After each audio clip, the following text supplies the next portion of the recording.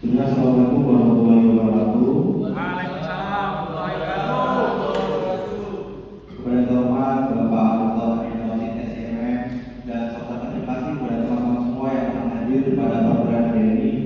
Kami dari kelompok 7 ingin mempresentasikan materi yang telah kami bedakan dengan berjudul penggunaan alat perumus strategi. Dengan anggota yang pertama ada Yoga kita yang sedang kanan sendiri, yang kedua dari Rifki Fadila Usman, yang di tengah, yang terakhir adalah Bapak saya sendiri.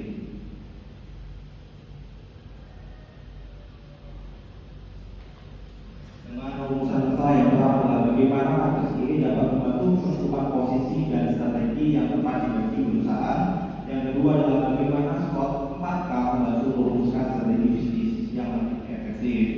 Dengan tujuan mengidentifikasi bagaimana matriks ini dapat digunakan untuk merumuskan strategi yang tepat dan sesuai dengan kondisi perusahaan. Yang kedua adalah menjelaskan proses SWOT 4K Strength, Weakness, Opportunity, Skill, Kuadran sebagai alat perusahaan strategi bisnis yang lebih efektif dan aplikatif. Materi yang pertama adalah pengertian matriks G. Matriks G atau internal eksternal adalah alat analisis strategi yang digunakan untuk menentukan posisi strategis suatu organisasi berdasarkan dua faktor utama, yaitu kekuatan internal dari matriks B dan pengaruh eksternal dari EV. Matriks ini dikembangkan sebagai lanjutan dan penggabungan dari dua alat sebelumnya, yaitu IV dan EV, untuk memberikan panduan strategis terhadap arah pengembangan organisasi. Untuk materi selanjutnya akan disampaikan sama Rifki, silakan.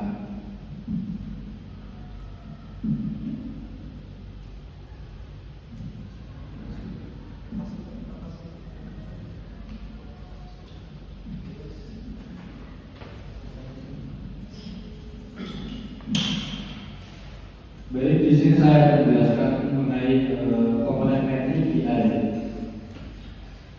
Sumbu X internal, faktor evaluation. Sumbu horizontal dalam metrik BI mempresentasikan internal faktor evaluasi yang mengukur kekuatan dan kelemahan internal perusahaan. Dan yang kedua ada sumbu Y, eksternal faktor evaluasi atau EV. Sumbu vertikal dalam metrik BI mempresentasikan eksternal faktor evaluasi atau EV, yaitu penilaian atau atas peluang, opportunities dan ancaman yang berasal dari lingkungan eksternal. Metrik EV membantu mengidentifikasi tren eksternal utama yang dapat mempengaruhi pencapaian tujuan organisasi, termasuk kondisi ekonomi, sosial, politik, teknologi, dan kompetitif. Materi yang kedua ada langkah-langkah menyusun metrik AI. Yang pertama ada faktor internal. Faktor internal terdiri dari dua jenis. Yang pertama kekuatan atau strength, contohnya kepemimpinan yang kuat, teknologi unggul, R yang dikenal luas. Dan yang kedua kelemahan atau weaknesses. Penjelasannya yaitu seperti kekurangan modal, SDM tidak terampil, sistem produksi mudah berjalan. Dan yang kedua ada faktor eksternal. Faktor eksternal terdiri dari petualang, opportunities, misalnya pasar baru, deregulasi, perubahan teknologi. Dan yang selanjutnya ancaman atau risks, persaingan ketat, perubahan kebijakan pemerintah, resesi ekonomi. Materi selanjutnya yaitu struktur metrik BI. Metrik internal adalah alat visualisasi strategis yang menempati organisasi dalam satu dari 9 kotak atau sel berdasarkan dua sumber utama. Yang A, sumbu X atau horizontal. Nilai total dari metrik internal faktor evaluasi mencerminkan kekuatan dan kelemahan internal. Dan yang B, suhu Y atau vertikal. Nilai total dari metrik atau IV. Eksternal faktor evaluasi mencerminkan kemampuan merespon peluang dan ancaman eksternal. Dan materi selanjutnya yaitu kelebihan kelemahan metrik AI. Kelebihan metrik AI yang pertama, alat visualisasi yang jelas dan sederhana. Dan yang kedua, ada mengintegrasikan faktor internal dan eksternal. Dan yang ketiga, memberikan arah strategi dan memberikan arahnya strategi yang tepat. Dan yang terakhir, membantu prioritas investasi dan fokus sumber daya. Materi selanjutnya yaitu pendekatan 4A dalam SWOT. Yang A, pendekatan kuantitatif. Itu ada 3 jenis. Yang pertama pendekatan kuantitatif, dan yang kedua metrik SWOT berbobot, dan yang B pendekatan kualitatif. Ada 3 jenis juga. Yang pertama penjelasan, yang kedua contoh analisis kreatif SWOT 4K, dan yang terakhir manfaat. Materi selanjutnya pendekatan kooperatif atau benchmarking SWOT yang akan dijelaskan oleh Rifki Fadilson.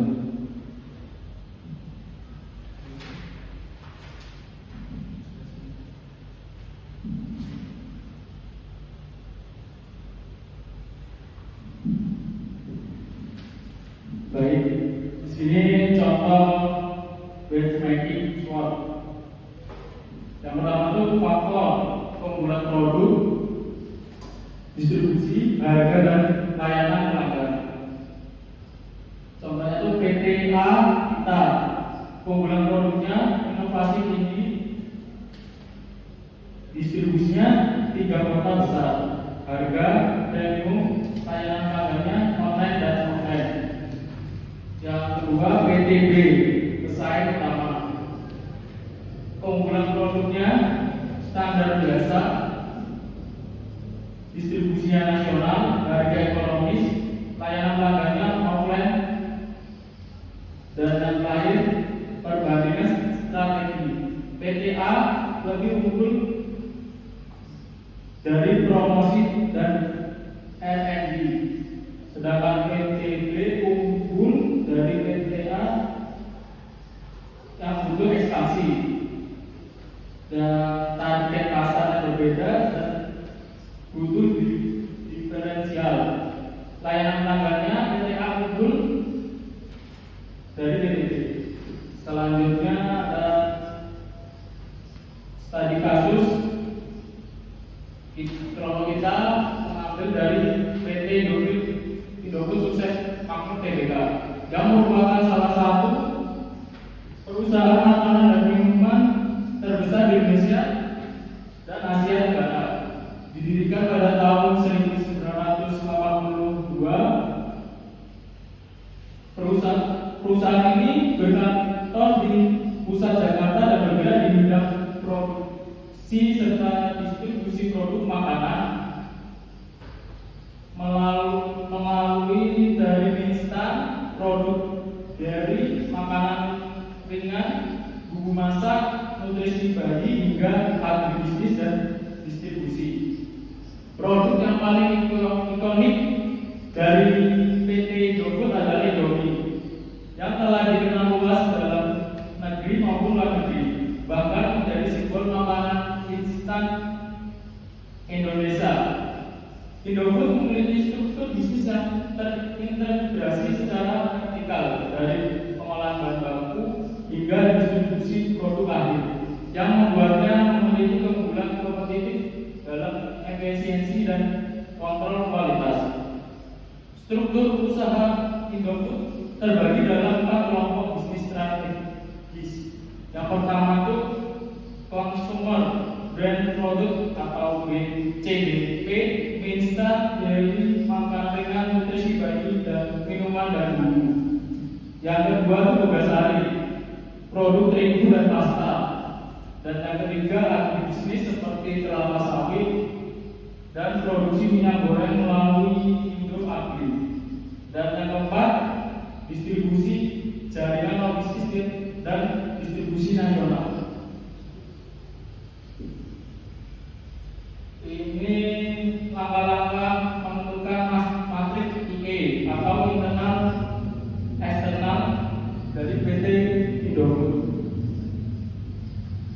Pertama, matrik EIP, faktor internalnya merek buat Indomie, kopi, dan lain-lain. Distribusi nasional buat, terus verifikasi produk luas, ketergantungan bahan impor, dan biaya produksi yang tinggi. Bobotnya 0,5, 0,15, 0,10, 0,10, 0,10, dan 0,5. Ratingnya 4,0, 4,0, 3,5, 2,0, dan 2,0. Skornya dari merek kuat 0,10 dari distribusi, 0,40 dari diversifikasi produk luas, 0,35 dari ketergantungan bahan impor, 0,20 biaya produksi, 0,10. Jadi total bobotnya 1 dan total skornya 2,95. Langkah yang kedua, matrik EV atau external factor evaluation. Faktor eksternalnya pertumbuhan populasi dan urbanisasi. Bobotnya 0,15, ratingnya 4,0, skornya 0,60. Referensi makanan cepat saji, bobotnya 0,10, ratingnya 3,5, skornya 0,35. Fluktuasi harga bahan baku global, bobotnya 0,10, ratingnya 2,0, skornya 0,20.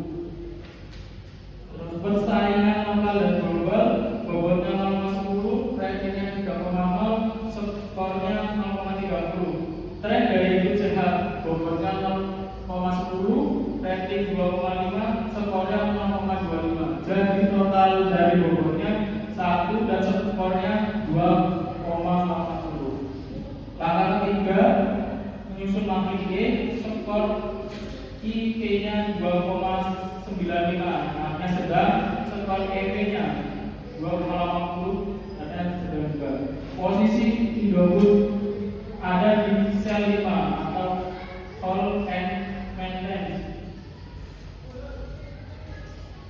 Strategi yang bisa lakukan adalah penetrasi pasar, efisiensi biaya produk, dan penguatan distribusi digital. Selanjutnya tentang menyusun analisis SWOT 4K Indofood. Strength-nya atau kekuatan dari PT Indofood ini adalah brand awareness tinggi.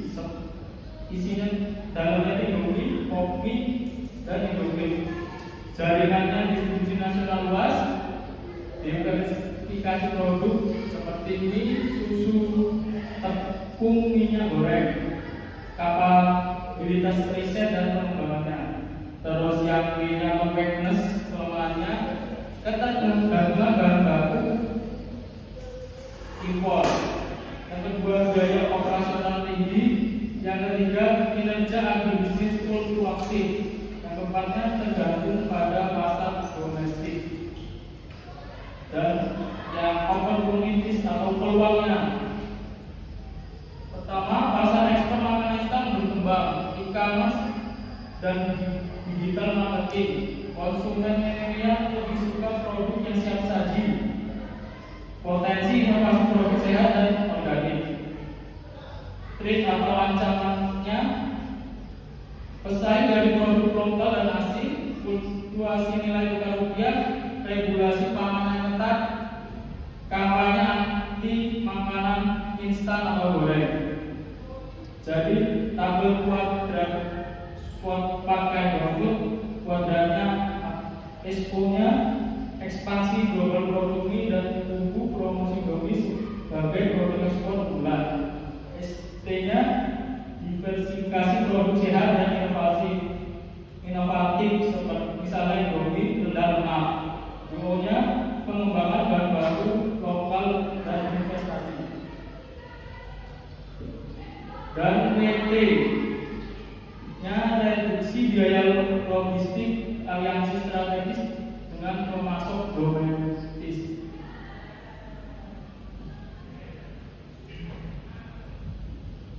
Baik, terima kasih itu tadi yang telah disampaikan kepada saya. Selanjutnya adalah sesi tanya jawab. Kami mungkin semangat kepadanya untuk bertanya. Silakan.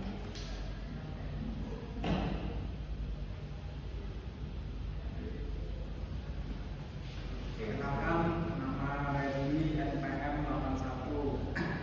Jadi saya akan bertanya, dalam studi kasus Indofood, jika tren gaya hidup sehat terus meningkat dan regulasi pangan menjadi lebih ketat, bagaimana kalian akan memodifikasi strategi WT yang telah dirumuskan menggunakan peningkatan ekspor pakar?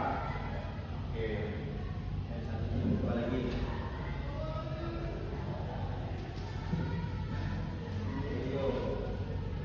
Kenalkan, nama Nurul dengan NPM 55. Untuk pertanyaan saya, bandingkan kelebihan utama antara matriks IG dan SWOT 4K dalam konteks ketepatan strategi bagi perusahaan multinasional seperti Indofood. Mana yang lebih dominan dalam konteks perubahan pasar global yang cepat? Ya. Satu lagi. Kenalkan, nama saya Rizky Wahyudi, NPM 77.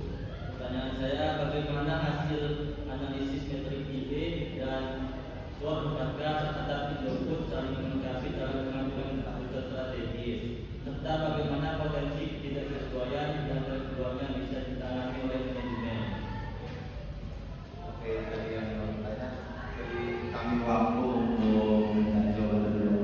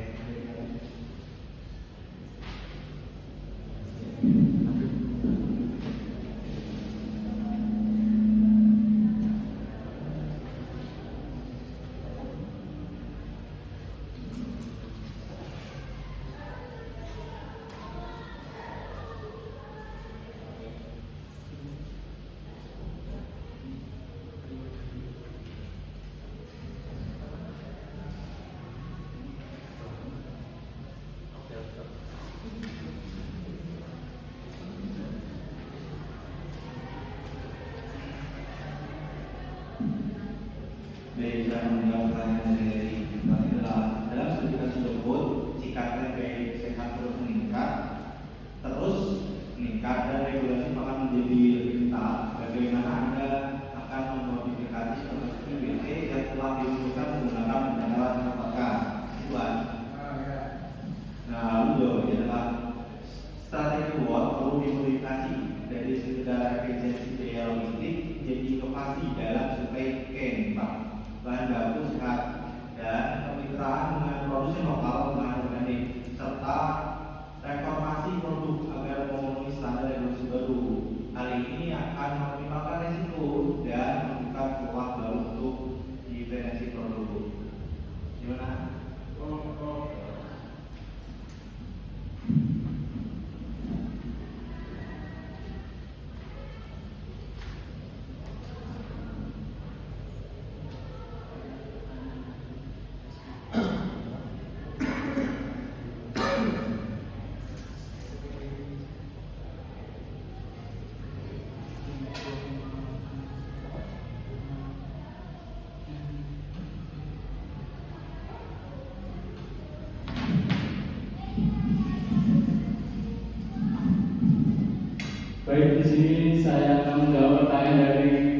Rizky.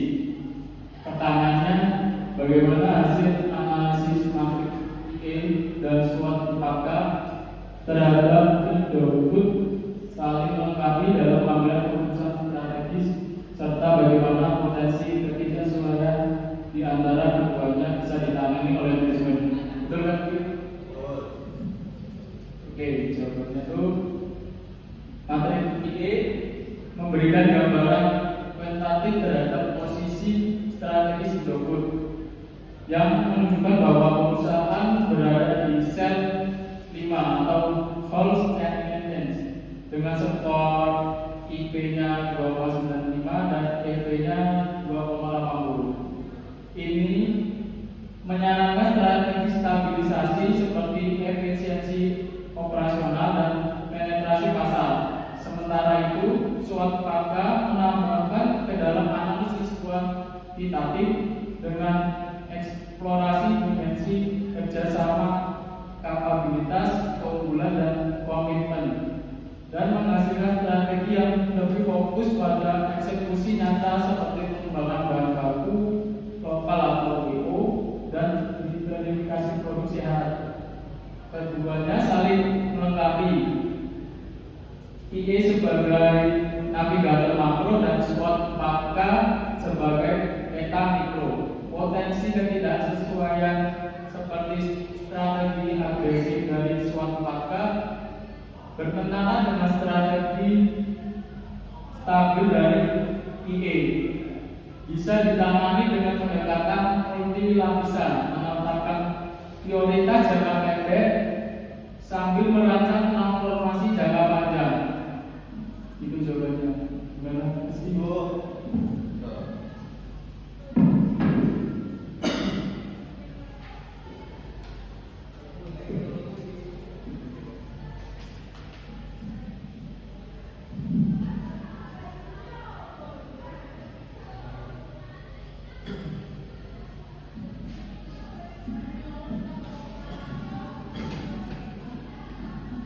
Baik, di sini saya akan menjawab pertanyaan dari saudara Rio.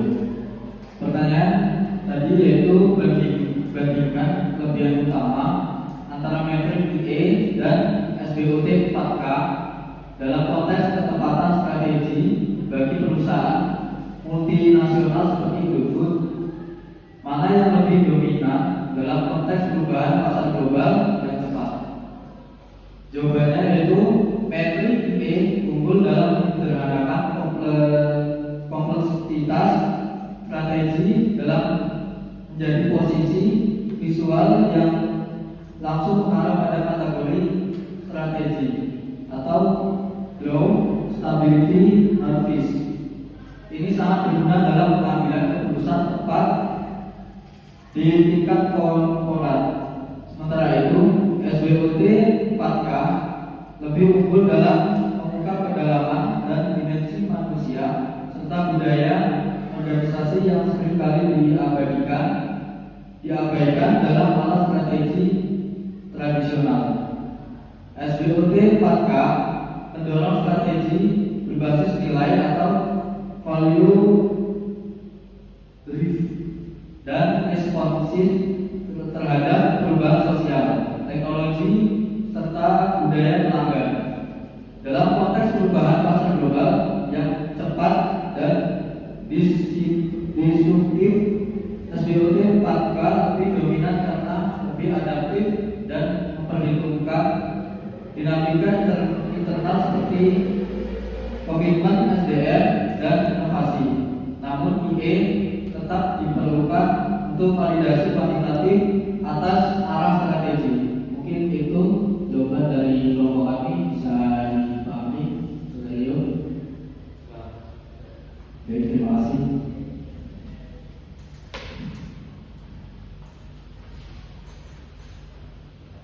Lalu sebenarnya dalam penggunaan alat perumusan strategi seperti metrik IE dan SWOT 4K memberikan kontribusi signifikan dalam proses formulasi strategi bisnis yang efektif, logis, dan berbasis data. Metrik IE menetapkan posisi perusahaan secara visual ke dalam 9 sel strategis berdasarkan skor V dan EV, sehingga memudahkan manajemen dalam menentukan arah strategis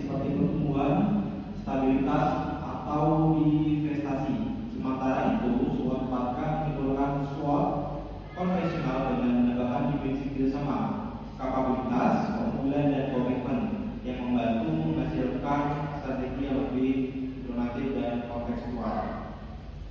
Itu tadi yang telah kami sampaikan. Apabila ada salah, mohon maaf. Sampai ini, wassalamualaikum